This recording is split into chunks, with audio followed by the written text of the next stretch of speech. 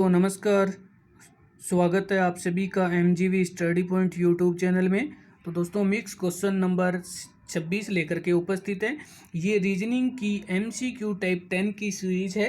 Reasoning की series जो UP PCL जेएमआरसी exam based के लिए इम्पोर्टेंट है। जेएमआरसी, यूपी पीसीएल, एचएसएससी, पटवारी, पुलिस, एलडीसी सभी परीक्षाओं के लिए महत्वपूर्ण क्वेश्चन है ये 10 क्वेश्चन। तो जरूर इस 10 क्वेश्चन की वीडियो को लास्ट तक देखें, लाइक शेयर करते रहें और अभी तक यूट्यूब चैनल को सब्सक्राइब नहीं किया तो ज़रूर सब्सक्राइब भी करें, अपने फ्रेंड्स को भी फॉरवर्ड करें, लाइक शेयर करते रहें। तो चलिए बात कर लेते हैं। क्वेश्चन फर्स्ट में दी गई श्रृंखला में अगला पद ज्ञात करो। आपको यहाँ पे कहा जा रहा है कि एक श्रृंखला दी गई है, इस श्रृंखला में आगे वाला पद ज्ञात करना है। तो चलिए देखते हैं। सबसे पहले हमारे पास यहाँ पे पहला पद है 5, दूसरा 12, आगे 26, 54, 110 और यहाँ पे कौन सा पद होगा। तो सबसे पहले तो हम देखेंगे कि यहाँ पे 5 है और ये 12, इन दोनों का अंतर करें तो 7 आता है। और फिर आगे जो इनका अंतर, अब 12 और 26 के बीच का अंतर होता है यहाँ पे 14। तो अब हम कह सकते हैं कि 12 और 26 का अंतर होता है 14। तो यहाँ पे हमने क्या किया है कि सबसे पहले तो जो 7 है, इस 7 को 2 से गुणा किया तो हो गया 14, और फिर हमने इसको 12 में प्लस किया है तो ये बनता है 26 से। यानी पहले और दूसरे पद का जो अंतर है उसको दुगुना करके दूसरे पद में जोड़ने से तीसरा पद प्राप्त हो जाता है 26 से। और अब आगे हमारे पास यहाँ पे जो ये दूसरे और तीसरे पद यानी 26 माइनस 12 बराबर में है 14, और 14 को 2 से गुणा किया तो ये हो गया 28। और इस 28 को जब हम 26 में जोड़ते हैं तो ये हमारा बनता है 54। आगे वाला पद बनता है कि दोनों के अंतर को 2 से गुणा करो और फिर अगले पद में जोड़ने से आगे वाला पद प्राप्त हो जाता है। तो इस प्रकार से आगे हमारे पास ये जो 54 हो गया, जो यहाँ पे 54 माइनस 26 और 54 माइनस 26 ये 28 हो गया, और इस 28 को 2 से गुणा किया तो ये हो गया 56। और अब हमने क्या किया है, इस 56 को जोड़ना है 54 में तो आगे वाला पद प्राप्त हो जाता है। और ये 6 और 4 10 का 0, 5 और 5 10 और 1 11, ये 110 आगे वाला पद प्राप्त हो गया है 110 आगे वाला। और अब हमें क्या करना है कि यहाँ पे इन दोनों के बीच का अंतर होता है 56, और इस 56 को हम 2 से गुणा करते हैं तो ये 56 दूनी होता है 112, और 112 को आगे हमने जो कि 110 में जोड़ते हैं तो ये 2 हो गया, एक एक ये 2 हो गया और ये 2 यानी 222। ये 222 आगे वाला हमारे पद प्राप्त हो गया है, और हमारा आंसर है ये ऑप्शन नंबर सी में 222।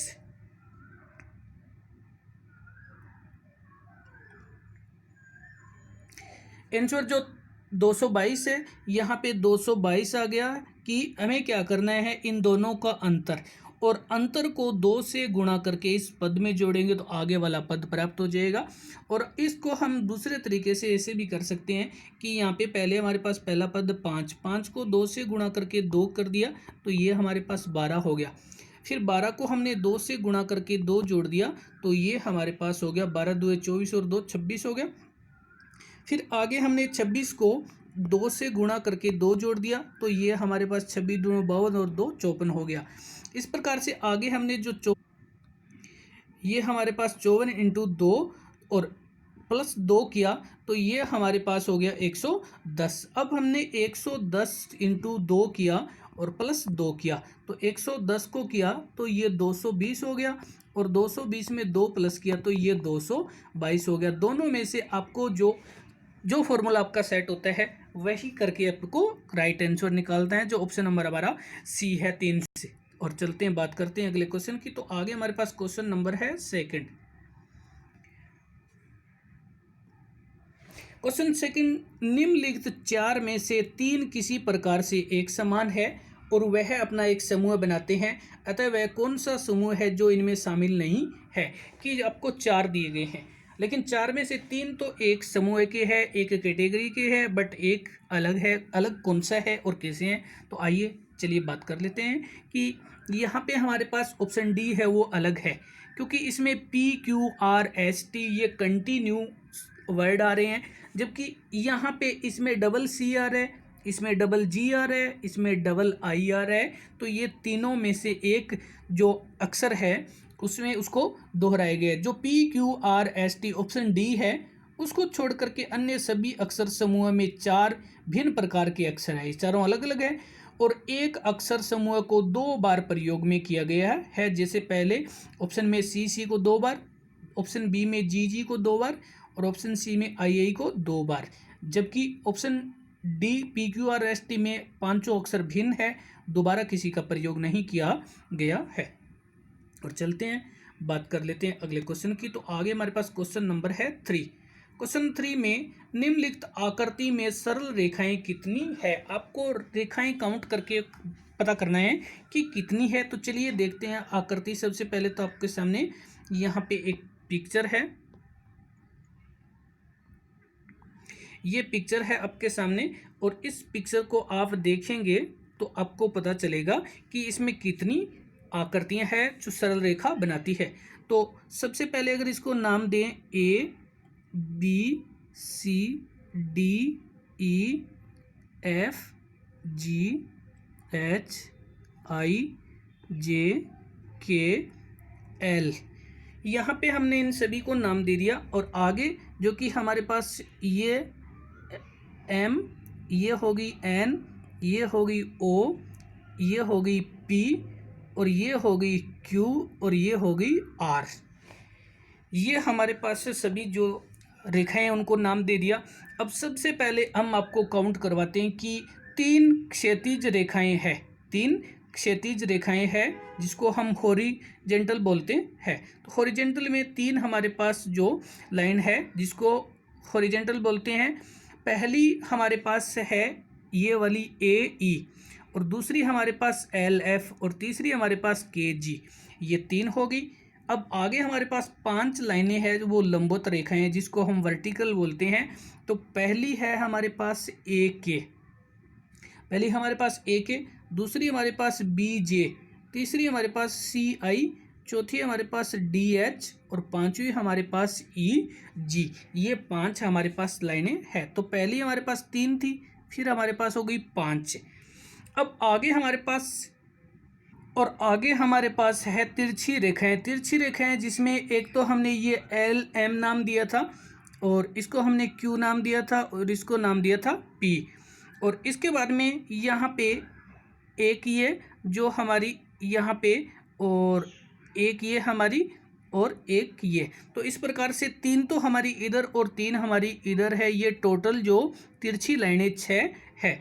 और अब टोटल हमारी पहली जो 3 हमारी क्षैतिज रेखाएं हैं, 5 लंबवत है और ये जो 6 है ये हमारी तिरछी रेखाएं हैं। टोटल हमारे पास ये जो होगी रेखाएं, तो टोटल हमारे पास ये रेखाएं होगी हमारे पास 3 और 5 8, 8 और 3 11, 11 और 3 हो गई 14। तो चलते हैं देखते हैं ऑप्शन की ओर। तो हमारे पास ऑप्शन जो कि 14 नंबर है और यहाँ पे हमारा ऑप्शन जो बी है वो 14 नंबर पे है कि इसमें टोटल जो रेखाएं हैं वो पहले 3 बनती है जो हमारे पास ये क्षैतिज रेखाएं बनती है और 5, ये जो 5 रेखाएं बनती है तो ये बनती है लंबवत, ये लंबवत रेखाएं बनती है। और 6 रेखाएं बनती है, ये बनती है तिरछी रेखाएं और कुल बनती है 14। क्वेश्चन नंबर 4 में दिए गए शब्दों से उस विकल्प का चयन करो जो इस शब्द का प्रयोग करके नहीं बन सकता है। तो यहाँ पे आपको शब्द दिया गया है ब्यूटीफुल, और ब्यूटीफुल में से ऐसा कौन सा शब्द नहीं बन सकता है। तो ब्यूटी भी बनता है, ईट भी बनता है और फुल भी बनता है, लेकिन ब्यूटीफुल नहीं, ब्यूटीफुली नहीं बनता है। ऑप्शन हमारा जो सी है ये नहीं बनता है, आंसर नंबर सी, क्योंकि इसमें वाई दिया गया है और एल को भी डबल प्रयोग किया गया है, क्योंकि इसमें एक ही एल है जबकि इसमें 2 बार प्रयोग किया गया है, तो ये नहीं बनता है। और चलते हैं बात कर। और क्वेश्चन नंबर है 5, दी गई आकृति को ध्यानपूर्वक देखें और लुप्त संख्या को विकल्प में से चयन करें। आपको क्या करना है कि आकृति दे रखी है उसमें से जो लुप्त पद है वो ज्ञात करना है और ऑप्शन में से चूज करके सही भरना है। पहले आपको 2 दे रखा है इसमें से, चलिए देखते हैं। यहाँ पर आपको आकृति दी गई है तो इसमें दिए गए हैं 37। तो सबसे पहले तो देखिए ये 37 किस तरीके से आता है। तो यहाँ पे इन 5 और 6 को गुणा किया, 5 × 6, 6 5 30 और 30 में हमने 7 ऐड किया तो ये 37 हो गया। आगे हमारे पास ये 7 × 5, तो 7 5 35, 35 और इसमें जो 6 ऐड किए तो ये बनते हैं हमारे पास 41 और इसमें हमारे पास ये बनते हैं कि 9 7 63 और 63 में 8 प्लस किया तो ये 71 बनता है। तो इस प्रकार से हमारे पास यहाँ पे जो लुप्त अंक है वो 41 हो जाएगा। इसमें इस प्रकार से किया है कि इन दोनों को गुणा करके और इसको प्लस किया है। तो यहाँ पे इन दोनों को गुणा कर लिया, इन दोनों को गुणा करके इसको प्लस कर दिया, इसी प्रकार से इन दोनों को गुणा करके इसको प्लस कर दिया गया। और चलिए देखते हैं कि हमारे आंसर में जो कि ऑप्शन कौन सा दे रखा है। तो यहाँ पे ऑप्शन नंबर हमारे पास है ऑप्शन ए 41 और 41 हमारा आंसर सही है। अब चलते हैं, हम बात कर लेते हैं अगले क्वेश्चन की। तो आगे हमारे पास क्वेश्चन नंबर है 6। क्वेश्चन 6 में निम्नलिखित में से उस युग्म शब्द का चयन करें जो अन्य से भिन्न है। आपको क्या करना है, जो अलग है उसको निकालना है और अलग कौन सा है। तो आइए देखते हैं।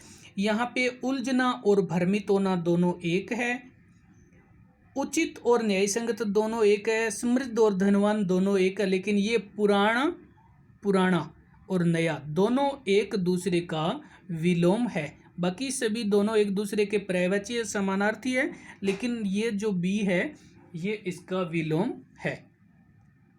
और चलते हैं, बात कर लेते हैं अगले क्वेश्चन की ओर। तो आगे हमारे पास क्वेश्चन 7 में अनीसा अपने घर से दक्षिण की ओर 4 किमी चलती है, फिर वह बाईं मुड़ करके 8 किमी चलती है और बाद में वह बाईं ओर मुड़ करके 8 किमी चलती है और वह अपने घर से किस दिशा में तथा घर की सीधी दूरी ज्ञात कीजिए। तो सबसे पहले तो यहाँ पे आपको बताया कि अनीसा अपने घर से दक्षिण में चलती है और दक्षिण होता है नीचे की तरफ, और वो यहाँ पे चलती है 4 किमी। फिर वो अपनी बाईं तरफ यानी लेफ्ट हैंड की तरफ मुड़ती है और 8 किमी चलती है और 8 किमी चलने के बाद फिर वह अपने बाईं ओर मुड़ती है तो ये ऊपर की तरफ चलती है और यहाँ पे वो 4 किमी चलती है, 4 किमी चलती है और अब वो यहाँ पे पहुँच जाती है। तो उसके घर से सीधी दूरी यहाँ पे आपको ज्ञात करनी है। तो पहले वो दक्षिण में जाती है 4 किलोमीटर और यहाँ पे वो उत्तर में जाती है 4 किलोमीटर, तो ये 4 से 4 बराबर होगी, लेकिन वो अब अपने घर से 8 किलोमीटर दूर है, 8 किलोमीटर, और ये उसके घर से पूर्व दिशा होगी क्योंकि ये ऊपर है नॉर्थ उत्तर और नीचे है साउथ, राइट हैंड साइड में है ईस्ट और लेफ्ट साइड में वेस्ट। तो अब वह अपने घर से पूर्व दिशा में और 8 किलोमीटर दूर है, जो हमारे पास ऑप्शन नंबर है बी 8 और पूर्व दिशा में। चलते हैं, बात कर लेते हैं अगले क्वेश्चन की ओर। तो आगे हमारे पास क्वेश्चन नंबर है 8। क्वेश्चन 8, दिए गए विकल्पों में से संबंधित अक्षर समूह चुनिए। आपको क्या करना है, संबंधित अक्षर समूह चुनना है और देखना है कि ये 6 और 27 का क्या संबंध है, फिर 9 का वही संबंध होना चाहिए। तो सबसे पहले यहाँ पे हम देखें कि ये 27 और 27 में हमने 6 का भाग दिया तो ये आता है 6 चौके 24 और 3 बच जाता है शेष। तो यहाँ पे संख्या बनती है 6 को 4 से गुणा करके 3 प्लस किया क्योंकि शेष को प्लस करना है, तो ये 6 चौके 24 और 3 हो गया 27। तो इसी प्रकार से आगे हम क्या करेंगे, ये जो 9 है इस 9 को गुणा करेंगे 4 से और प्लस कर देंगे 3, तो 9 चौके 36 और 3 हो गया 39, जो ऑप्शन नंबर ए में है। क्योंकि पहले जो हमारे पास संख्या है उसको हमने 4 से गुणा किया है और फिर प्लस 3 किया है, जो हमारा पद प्राप्त होता है। और चलते हैं इसी के साथ में अगले क्वेश्चन की ओर। तो आगे हमारे पास क्वेश्चन नंबर है 9। क्वेश्चन 9, यदि किसी सांकेतिक भाषा में नोच को OPTF लिखा जाता है, माउथ को NPVUT लिखा जाता है, तो हैंड को लिखा जाएगा। तो सबसे पहले तो हम देखते हैं कि ये सांकेतिक भाषा किस कोड से ली गई है। तो यहाँ देखने से पता चलता है ये एन के बाद में होता है ओ के बाद में होता है पी, एस के बाद में होता है टी और ई के बाद में एफ होता है, यानी आगे वाला जो अक्षर लिया जा रहा है। इधर देखेंगे कि एम के बाद लिया गया है एन, ओ के बाद में पी, यू के बाद में वी, टी के बाद में यू और एच के बाद में टी, यहाँ भी आगे वाला अक्षर लिया गया है। तो चलिए हम भी इसी प्रकार से एच के आगे, एच के बाद आता है आई हमारे पास ऑप्शन एक में, यह तो आई, एच के बाद में आई, ए के बाद में बी और एन के बाद में ओ और डी के बाद में ई। इस प्रकार से ऑप्शन बी हमारा, हैंड को हम आई बी ओ ई लिख सकते हैं, क्योंकि इसमें आगे वाला एक एक अक्षर लिया गया है। और बात कर लेते हैं अगले क्वेश्चन की, जो इस वीडियो का लास्ट क्वेश्चन है, क्वेश्चन नंबर 10। क्वेश्चन 10 में यदि किसी सांकेतिक भाषा में स्टॉप को डॉलर, हैज, स्टार और इंटरोगेटिव साइन लिखा जाता है और हॉर्न को लिखा जाता है रुपये का साइन, स्टार, @ और प्रतिशत का साइन लिखा जाता है, तो NORTH को किस प्रकार से लिखेंगे। तो बिल्कुल इजी है। सबसे पहले तो हमारे पास यहाँ पे NORTH है। तो यहाँ पे देखेंगे कि N को क्या लिखा है, N को लिखा गया है प्रतिशत, तो N का प्रतिशत हो गया। O को जो कि यहाँ पे लिखा गया है स्टार हो गया। R को लिखा गया है @ साइन से, और आगे जो T को लिखा गया है हैज से, और जो आगे H है H को लिखा गया है रुपये वाला साइन से। तो यहाँ पे ये हमारे पास ऑप्शन में बनता है, ऑप्शन सी में बनता है। पहले प्रतिशत है, फिर उसके बाद में स्टार है, @ हैज और रुपये वाला साइन है।